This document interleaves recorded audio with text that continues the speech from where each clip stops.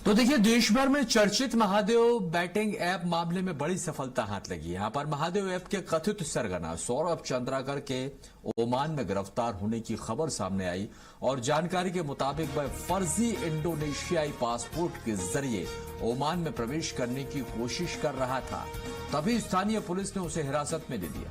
अब बताया जा रहा है कि भारतीय जांच एजेंसियों के अनुरोध पर जारी इंटरपोल के रेड नोटिस के आधार पर यह कार्रवाई हुई है। अब सौरभ चंद्राकर को भारत लाने की प्रक्रिया शुरू होने की संभावना है। ऐसे में एक बार फिर महादेव बैटिंग ऐप और उससे जुड़े पूरे नेटवर्क की चर्चाएं अब तेज हो गई।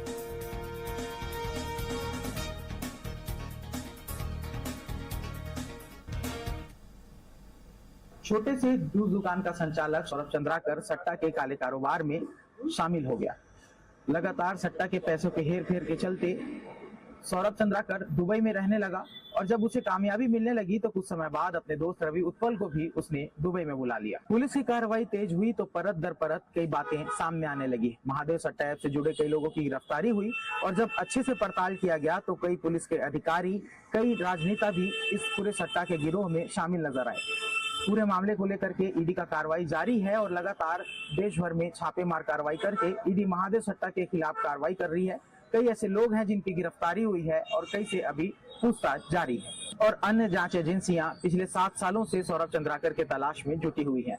इस बीच में 2023 और 2024 में दुबई से सौरभ चंद्राकर को गिरफ्तार भी किया गया, लेकिन 1 महीने हिरासत में रखने के बाद उसे रिहा कर दिया गया, जिसके बाद से सौरभ चंद्राकर दुबई से ही महादेव सट्टा ऐप का संचालन कर रहे हैं। एक बार फिर से फर्जी इंडोनेशियाई पासपोर्ट लेकर के सौरभ चंद्राकर ओमान में घुसने का प्रयास कर रहा था, जिसके बाद में ओमान पुलिस ने उसे गिरफ्तार कर लिया है। इंटरपोल का मानना है कि जल्द ही सौरभ चंद्राकर को भारत लाया जाएगा, लेकिन ऐसे प्रयास पहले भी किए जा चुके हैं। ये प्रयास कितना सफल होगा ये आने वाला समय बताएगा। कैमरामैन महावीर साहू के साथ मैं राहुल न्यूज स्वराज एक्सप्रेस रायपुर।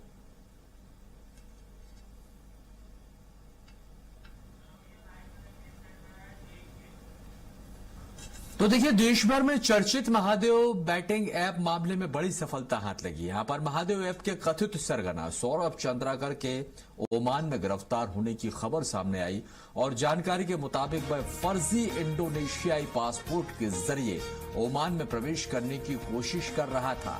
तभी स्थानीय पुलिस ने उसे हिरासत में ले लिया।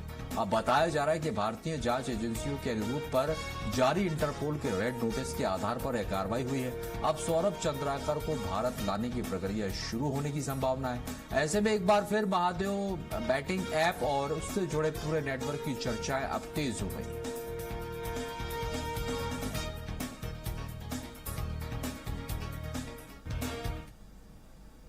छोटे से जूस दुकान का संचालक सौरभ चंद्राकर सट्टा के काले कारोबार में शामिल हो गया। लगातार सट्टा के पैसों के हेर फेर के चलते सौरभ चंद्राकर दुबई में रहने लगा और जब उसे कामयाबी मिलने लगी तो कुछ समय बाद अपने दोस्त रवि उत्पल को भी उसने दुबई में बुला लिया। पुलिस की कार्रवाई तेज हुई तो परत दर परत कई बातें सामने आने लगी। महादेव सट्टा ऐप से जुड़े कई लोगों की गिरफ्तारी हुई और जब अच्छे से पड़ताल किया गया तो कई पुलिस के अधिकारी, कई राजनेता भी इस पूरे सट्टा के गिरोह में शामिल नजर आए। पूरे मामले को लेकर के ईडी का कार्रवाई जारी है और लगातार देश भर में छापेमार कार्रवाई करके ईडी महादेव सट्टा के खिलाफ कार्रवाई कर रही है।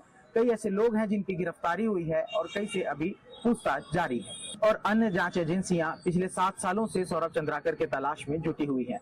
इस बीच में 2023 और 2024 में दुबई से सौरभ चंद्राकर को गिरफ्तार भी किया गया, लेकिन 1 महीने हिरासत में रखने के बाद उसे रिहा कर दिया गया, जिसके बाद से सौरभ चंद्राकर दुबई से ही महादेव सट्टा ऐप का संचालन कर रहे हैं। एक बार फिर से फर्जी इंडोनेशियाई पासपोर्ट लेकर के सौरभ चंद्राकर ओमान में घुसने का प्रयास कर रहा था, जिसके बाद में ओमान पुलिस ने उसे गिरफ्तार कर लिया है। इंटरपोल का मानना है कि जल्द ही सौरभ चंद्राकर को भारत लाया जाएगा, लेकिन ऐसे प्रयास पहले भी किए जा चुके हैं। ये प्रयास कितना सफल होगा ये आने वाला समय बताएगा। कैमरामैन महावीर साहू के साथ मैं राहुल न्यूज स्वराज एक्सप्रेस रायपुर।